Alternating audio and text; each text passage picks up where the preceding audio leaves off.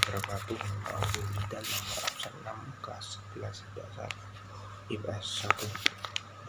Pada kali ini saya akan mempresentasikan geografi yang berjudul Indonesia Poros Maritim Dunia.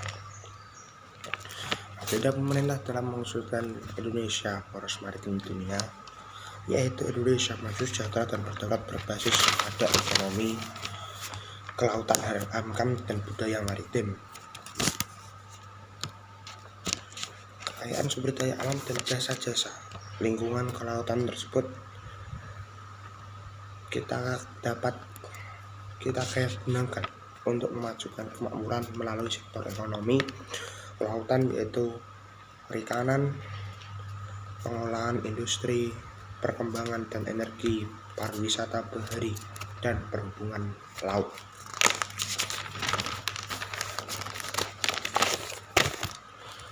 Total nilai ekonomi kelautan yang diprediksi sebesar 1,2 triliun dolar Amerika Serikat per tahun dan dapat menyediakan lapangan kerja setidaknya untuk 40 juta orang.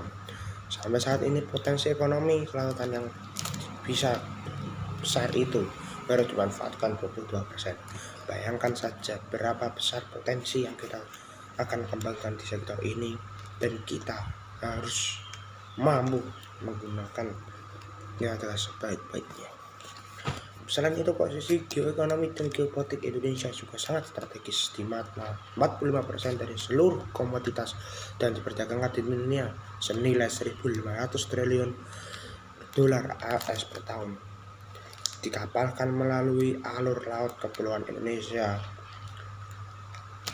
Wilayah yang diapit oleh benua Asia dan Australia serta Samudra Pasifik dan India merupakan checkpoint sangat menggerakkan kapal-kapal besar niaga dan dinamika, khususnya potensi politik global, khususnya potensi konflik Amerika Serikat, Cina, Jepang, India, dan Asia.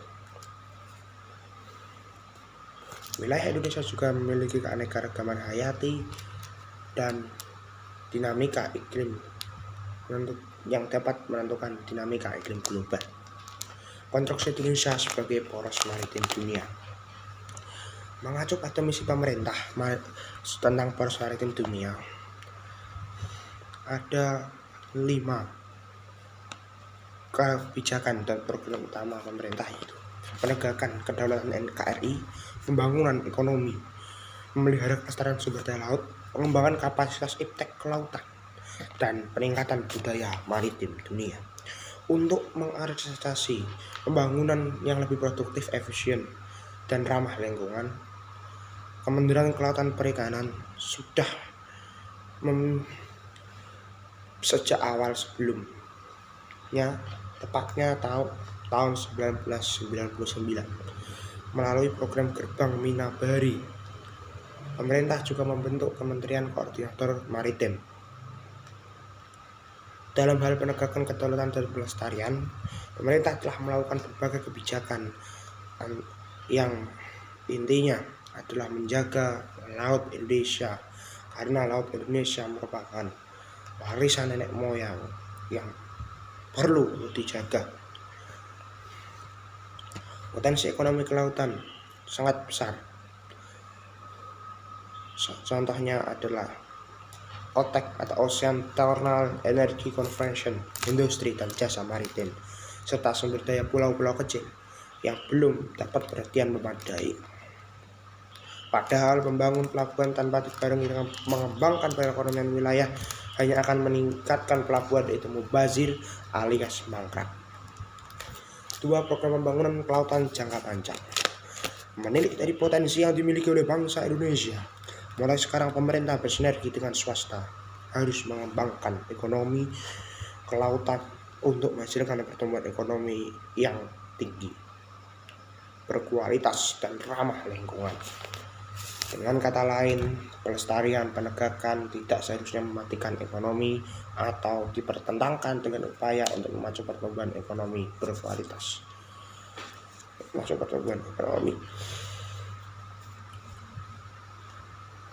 Melalui aplikasi ekonomi biru atau blue economy, Yang pertama adalah penyusunan dan implementasi RPNW, rencana ruang wilayah dan darat pesisir laut secara terpadu yang mengalokasikan 30% dari total ruang wilayah pesisir dan laut sejauh 12 mil dari garis pantai untuk kawasan lindung dan maksimal 70% sisanya untuk kawasan bangunan.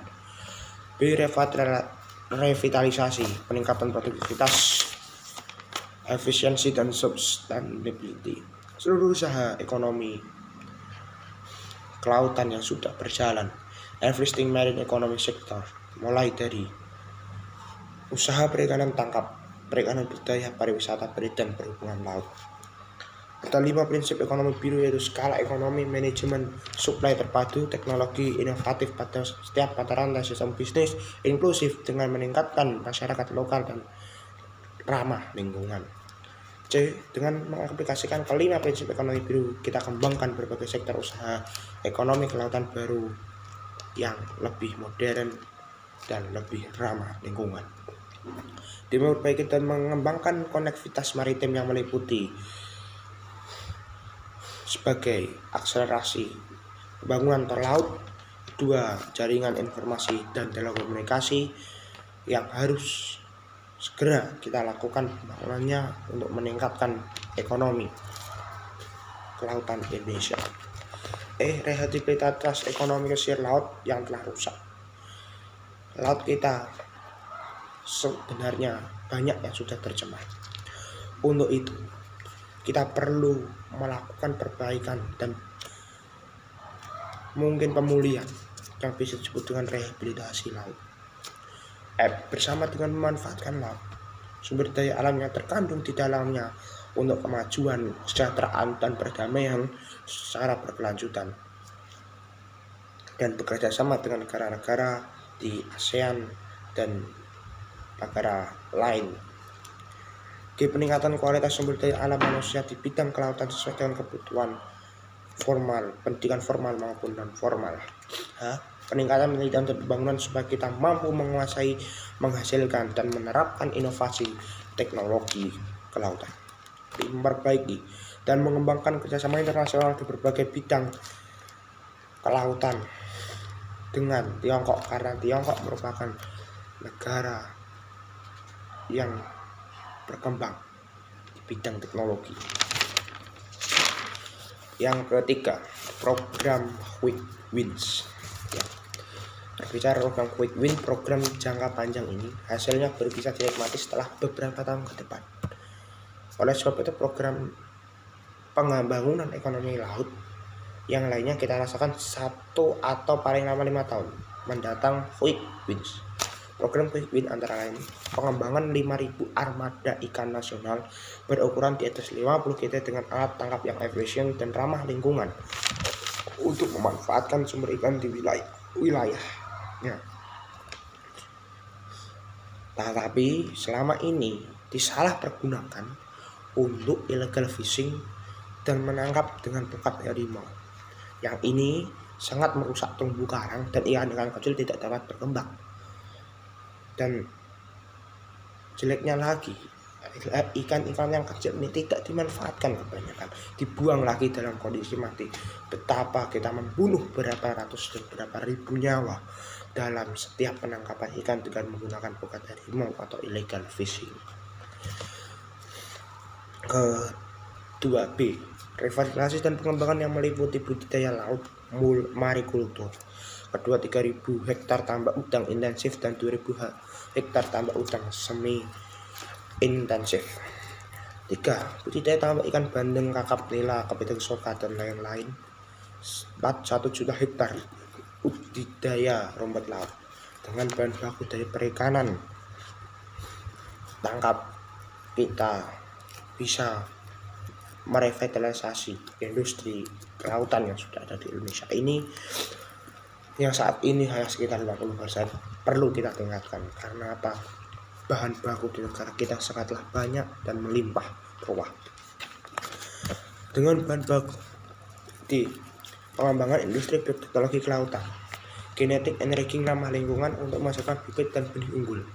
2. Industri pakan yang berbasis mikroalga. 3. Eksternalisasi senyawa biotik dan beda laut untuk bahan baku industri makanan, minuman, farmasi, kosmetik, dan lain-lain. 4. Industri biofuel dan mikroalga. 5. Revitalisasi dan pengembangan pariwisata baru, yaitu 1. Pembinaan objek. 2. Pengembangan jenis-jenis wisata. Yang ketiga adalah peningkatan aksesibilitas transportasi, jalan, komunikasi perlu kita tingkatkan. Pembangunannya itu harus dipermudah. Bangunannya itu sekira desainnya itu menarik wisatawan untuk datang. 5. Peningkatan promosi, harus gencar melakukan promosi, apalagi saat ini saat medsos sangat banyak sekali. Kita malah memudahkan kita untuk melakukan promosi dengan cara modern dan lebih hemat mungkin. 6. Peningkatan kualitas sumber daya manusia dalam wisata bahari, yaitu kesadaran perilaku masyarakat baik lokal maupun domestik untuk menjaga wisata bahari kita, seperti contohnya tidak membuang sampah sembarangan. Banyak kasus terutama di Pulau Dewata Bali yang terkenal dengan pantainya yang dikunjungi oleh orang luar, bahwasannya pembuangan sampah hingga sampah-sampah hotel, makanan atau apapun banyak sekali di bibir pantai, dan itu sangat merusak pantai yang ada di Indonesia, dan mungkin itu perlu kita ajarkan untuk stop membuang sampah dan stop untuk mengotori dan merusak pantai di Indonesia, khususnya wisata bahari. 6. Revitalisasi dan pengembangan industri dan jasa maritim. 1. Industri galangan dan perawatan kapal. 2. Peralatan dan mesin perikanan. 3. Peralatan dan mesin industri migas serta pengembangan mineral di kawasan pesisir dan lepas pantai. 4. Fiber optik dan kabel laut. 5. Perangkat lunak untuk manajemen pelabuhan dan transportasi laut. 6. Perangkat lunak untuk prediksi lokal ikan, fishing ground, cuaca, dan kondisi oceanografi. G.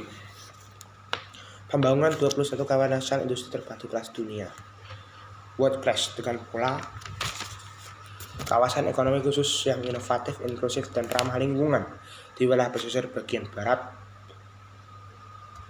dan bagian tengah dan bagian timur NKRI, supaya segenap pembangunan kedaulatan jangka panjang ini maupun quick wins di atas dapat realisasi. Pemerintah sediakan skim kredit perbankan khusus dengan bunga yang relatif murah dan persyaratan yang relatif mudah atau bank maritim, seperti yang berlaku di negara-negara lain. Selain itu, iklim investasi seperti kebijakan pajak dan sebagainya harus dipermudah. Dengan berikut, semoga pengembangan ekonomi laut dapat berkembang dan meningkat. Terima kasih. Sekian presentasi saya Indonesia sebagai poros maritim dunia. Wassalamualaikum warahmatullahi wabarakatuh. Santai hum santai.